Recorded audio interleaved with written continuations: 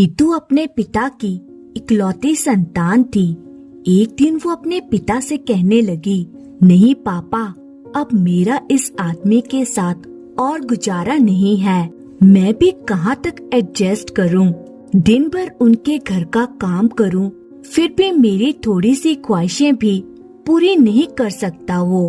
मैं तो पहले ही कहती थी कि लड़के की तनख्वाह कम है, लेकिन आप नहीं माने। आपके कहने पर मैंने शादी कर ली।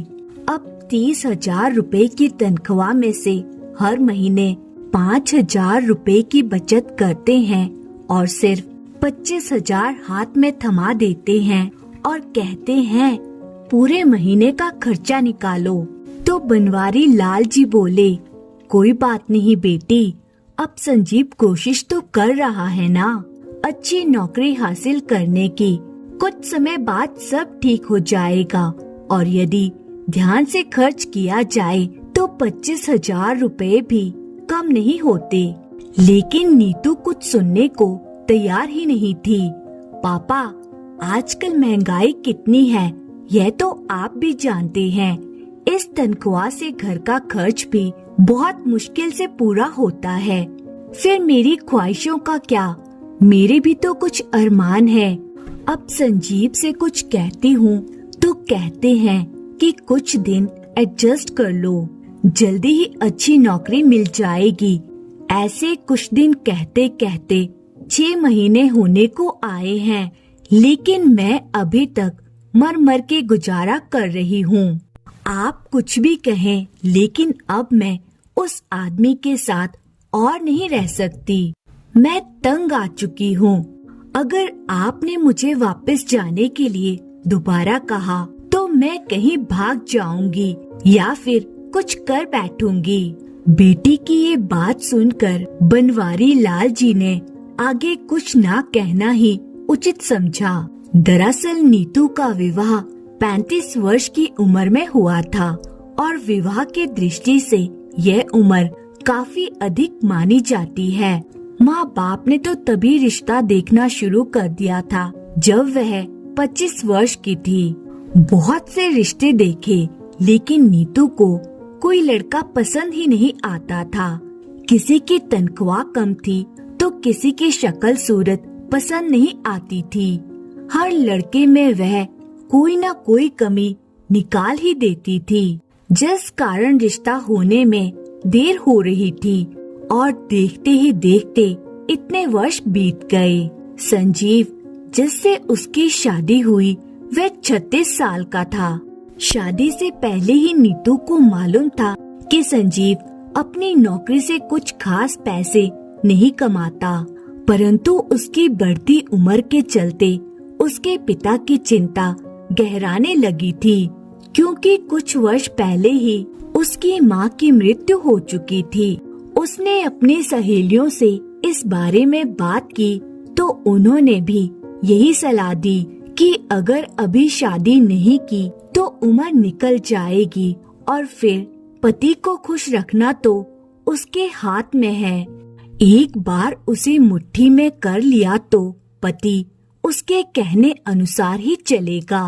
इन सब बातों को ध्यान में रखकर नीतू ने शादी तो कर ली, लेकिन वह ये नहीं जानती थी कि शादी के बाद एक लड़की की जिंदगी में उसके पति के साथ साथ एक और चीज भी शामिल हो जाती है, और वह है जिम्मेदारी। उसका पति संजीव यह बात जानता था कि नीतू इस शादी से खुश नहीं है, क्योंकि उसकी तनख्वाह कम है, और शादी के अगले दिन ही उसने नीतू को यह बात समझाई भी थी कि भले ही मेरी तनख्वाह कम है, लेकिन मैं तुम्हें खुश रखने की पूरी कोशिश करूँगा। बहुत महंगी महंगी चीजें तो मैं तुम्हें खरीद कर नहीं दे सकता, लेकिन तुम्हारी जरूरतें पूरी करने की भरपूर कोशिश करूँगा। परंतु नीतू शायद कभी उसे दिल से स्वीकार ही नहीं कर पाई थी। धीरे धीरे दिन बीतने लगे।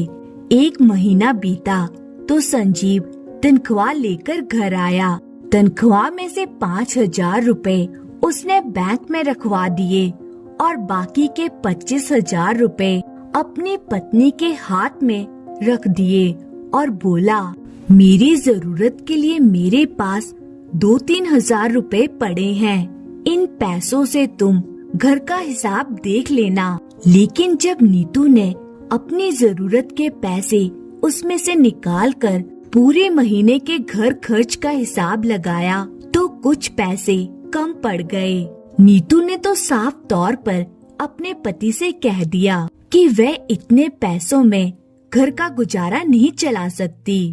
तो संजीव बोला, बस कुछ ही दिनों की बात है, मैं दूसरी नौकरी देख रहा हूँ, जल्दी ही इस समस्या का समाधान हो जाएगा। उस समय तो नीतू चुप रह गई, लेकिन दिन बीतने के साथ साथ उसके सब्र का बांध टूटने लगा और पति पत्नी में झगड़े होने लगे। वे हमेशा ज्यादा पैसे की डिमांड करती तो संजीव हमेशा उसे एडजस्ट करने को कहता और एक दिन बात इतनी बढ़ गई कि एक दिन नीतू ने घर में कोहराम मचा दिया। पति से झगड़ा करके वो अपने मायके आ गई और उसने ठान लिया कि अब वह संजीव के साथ नहीं रह सकती। संजीव ने नीतू को कई बार फोन किया और वापस आने के लिए कहा, लेकिन नीतू ने तो जैसे जिद ठान ली थी कि वह अब वापस नहीं जाएगी। 1 महीना और बीता तो संजीव नीतू को मनाने के लिए उसके मायके आया, यह सोचकर कि समय के साथ नीतू का गुस्सा कुछ कम हो गया होगा।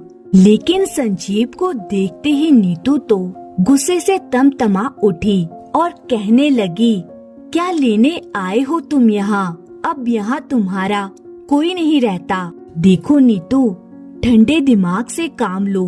परेशानियाँ किसकी गृहस्थी में नहीं होती, परंतु यूं अलग हो जाना तो किसी समस्या का हल नहीं होता ना। संजीव को इस तरह बात करते देख बनवारी लाल जी बहुत प्रभावित हुए। वे जानते थे कि भले ही संजीव की तनख्वाह कम हो, परंतु वह नीतू से बेइंतहा प्यार करता है। फिर उन्होंने नीतू को समझाने की कोशिश की, बेटी तुम खुद भी पढ़ी लिखी हो, अगर घर का खर्च पूरा नहीं होता तो तुम भी कोई काम कर सकती हो।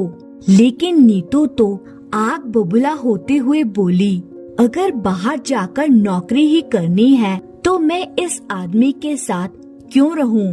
वह तो मैं यहाँ रहकर भी कर सकती हूँ, वहाँ जाकर घर का काम भी करूँ और पैसे भी कमा कर लाऊं। यह सब मुझसे नहीं होगा।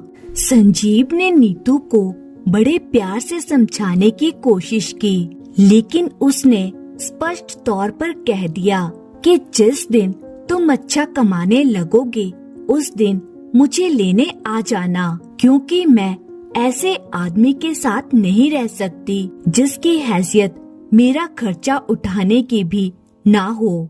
नीतू के ऐसे बदतमीजी भरे व्यवहार से संजीव को बहुत बुरा लगा। आज तक वह उसकी बहुत सी बातें सुनता आया था, लेकिन इस बार उसके आत्मसम्मान को गहरी चोट लगी थी। उसी समय वहाँ से उठकर अपने घर वापस चला गया। मन ही मन उसने तय कर लिया था कि उसे आगे अब क्या करना है। संजीव ने अपने वकील से बात की और 2 दिन बाद नीतू को फोन करके कहा, नीतू अगर तुम अलग होना चाहती हो तो हो सकती हो, मैं तुम्हें नहीं रोकूंगा। इतना सुनते ही नीतू का गुस्सा 7वें आसमान पर पहुंच गया। फोन पर ही वे चिल्लाने लगी, जो इंसान मेरा खर्चा तक नहीं उठा सकता, आज वह मुझे छोड़ने की धमकी दे रहा है। नहीं रहना मुझे तुम्हारे साथ, मैं तलाक चाहती हूँ। वकील से बात करके संजीव ने तलाक के कागज नीतू के घर पहुँचा दिए और नीतू ने भी अहंकार में आकर उन कागजों पर दस्तखत कर दिए। मामला कोर्ट में चला। जज ने संजीव से तलाक लेने का कारण पूछा तो संजीव बोला, दरअसल बात यह है कि मेरी तनख्वाह मेरी पत्नी के हिसाब से बहुत कम है। अपनी भरपूर कोशिश करने के बावजूद मैं उसे खुश नहीं रख पा रहा हूँ और किसी इंसान को जबरदस्ती खुश रखना मेरे बस से बाहर है। मैं इससे ज्यादा और कुछ नहीं कर सकता। उधर जब नीतू से पूछा गया तो उसने कहा, मैं किसी ऐसे इंसान के साथ नहीं रह सकती जो मेरी जरूरतें भी पूरी ना कर सके। मैं तलाक लेकर संजीव से अलग होना चाहती हूँ क्योंकि मुझे अपनी खुशी चुनने का पूरा अधिकार है। इस बात पर जज साहब ने नीतू को समझाया कि यदि एक तनख्वाह में गुजारा नहीं होता तो पत्नी भी अपने पति के साथ कंधे से कंधा मिलाकर काम कर सकती है। इसमें कोई हर्ज नहीं है। तुम दोनों फिर से एक नई जिंदगी की शुरुआत कर सकते हो। भले ही तनख्वाह थोड़ी कम हो, लेकिन इतनी भी कम नहीं है कि जीवन यापन ना किया जा सके। लेकिन इन सब बातों का नीतू पर कोई असर नहीं पड़ा। उसने किसी की भी एक ना सुनी और आखिरकार तलाक लेकर ही दम लिया। परंतु बेटी के तलाक के बाद बनवारी लाल जी को उसकी चिंता सताने लगी थी और धीरे धीरे उनकी सेहत गिरने लगी। एक दिन अचानक उन्हें हृदय घात आया और वह इस दुनिया से कूच कर गए। नितांत अकेले रह जाने के बाद नीतू को एहसास हुआ कि अकेले जिंदगी गुजारना उतना भी आसान नहीं है जितना वह समझती थी। उसने नौकरी करने का निश्चय किया और कुछ जगह पर इंटरव्यू देने के बाद उसे एक जगह नौकरी मिल गई। परंतु पहले दिन ही उसे एहसास हो गया कि नौकरी करना कोई खालाजी का घर नहीं है। अगर कर्मचारी काम अच्छा करे तो उसकी कोई तारीफ नहीं करता, लेकिन यदि काम में थोड़ी सी भी कमी रह गई तो अपने साथी कर्मचारी ही बातें सुनाने लगते हैं और बॉस से तो इतनी डांट पड़ती है कि आत्मसम्मान ही चकनाचूर हो जाता है। सभी को मालूम था कि नीतू तलाकशुदा है, इसीलिए अक्सर लोग उसे गलत नजरों से देखा करते थे। सुबह 9 बजे से लेकर शाम के 5 बजे तक लगातार जी तोड़ मेहनत करने के बाद नीतू 12,000 रुपए महीना कमा रही थी और ऊपर से हर रोज उसके काम में कोई न कोई कमी निकाल कर बॉस उसे फटकार लगा देता था।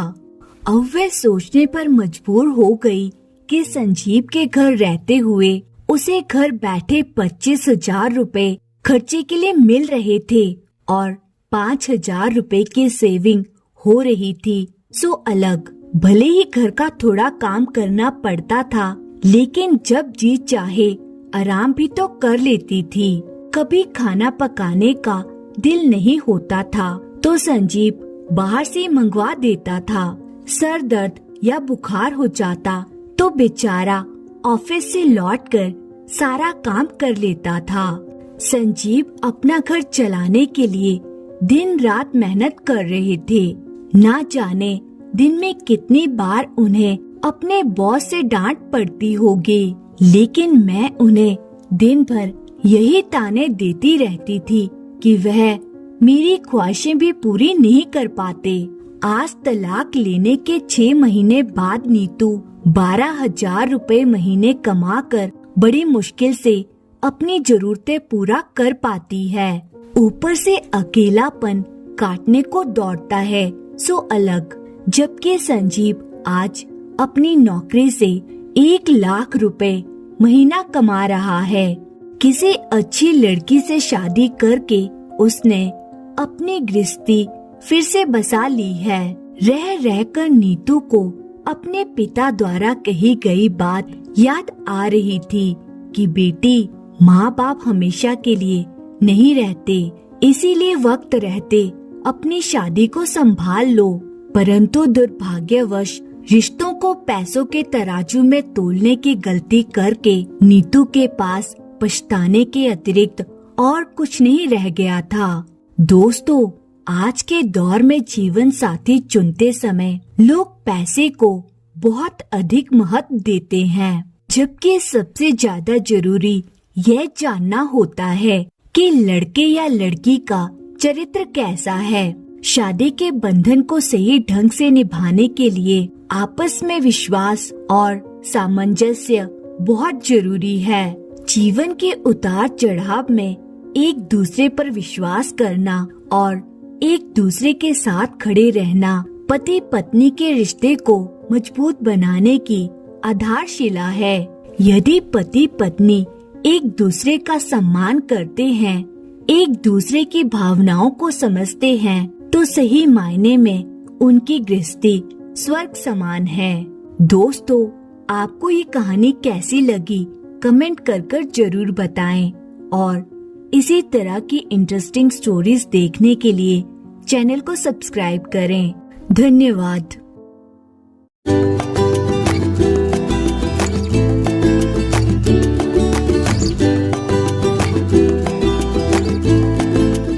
रोहित नाम का एक मेहनती और ईमानदार नौजवान बहुत पैसे कमाना चाहता था, क्योंकि वह बहुत गरीब था और बदहाली में जी रहा था। उसका सपना था कि वह मेहनत करके खूब पैसा कमाए और एक दिन अपने पैसे से एक कार खरीदे। जब भी वह कोई कार देखता तो उसे अपनी कार खरीदने का मन करता। कुछ सालों बाद कड़ी मेहनत से उसकी एक अच्छी नौकरी लग गई, उसकी शादी भी हो गई और कुछ ही वर्षों में एक बेटे का पिता भी बन गया। रोहित के जीवन में सब कुछ ठीक चल रहा था, मगर फिर भी उसे एक दुख सताता था कि उसके पास उसकी अपनी कार नहीं थी। धीरे धीरे उसने पैसा जोड़कर एक कार खरीद ली। कार खरीदने का उसका सपना पूरा हो चुका था और इससे वह बहुत खुश था। वह कार की बहुत अच्छी तरह देखभाल करता था और उसे शान से चलाता और घुमाता था। एक दिन रविवार को वह कार को रगड़ रगड़ कर धो रहा था, यहाँ तक कि गाड़ी के टायरों को भी चमका रहा था।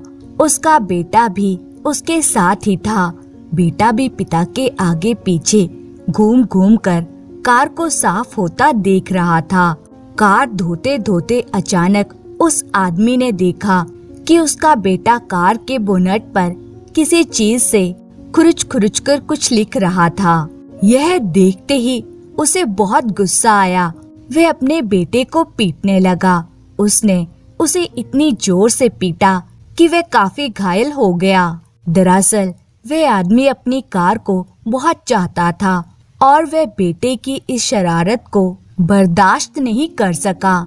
बाद में जब उसका गुस्सा कुछ कम हुआ तो उसने सोचा कि जाकर देखूं कि कार में कितनी खरोच लगी है। कार के पास जाकर देखने पर उसके होश उड़ गए। उसे खुद पर बहुत गुस्सा आ रहा था। वह फूट फूट कर रोने लगा। कार पर उसके बेटे ने खुरुच खुरुच कर लिखा था, पापा आई लव यू। दोस्तों, यह कहानी हमें यह सिखाती है कि किसी के बारे में कोई गलत राय रखने से पहले या गलत फैसला लेने से पहले हमें ये जरूर सोचना चाहिए कि उस व्यक्ति ने वह काम किस नियत से किया है। धन्यवाद।